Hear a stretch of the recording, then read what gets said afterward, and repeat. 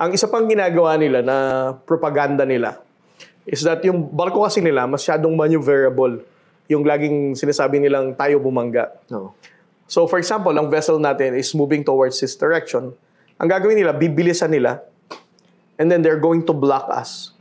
All engines stop. So mukhang tayo bumangga. Yes. So they're going to stop from there and then block us. Ang problema sa dagat, hindi naman yung katulad ng kotse na pag nag-stop ka, stop. May drag pa siya. So kapag na-drift pa siya ng ganyan, there's a possibility talagang bumangga. The only thing that you can do is yung ginagawa ng mga Coast Guard skippers natin, which we really have to give credit and recognition, yung seamanship skills nila, for them to at least make it turn, no? Yung drift na yun, para hindi head-on mabangga. So, liliko sila, and then we're going to use yung fender na.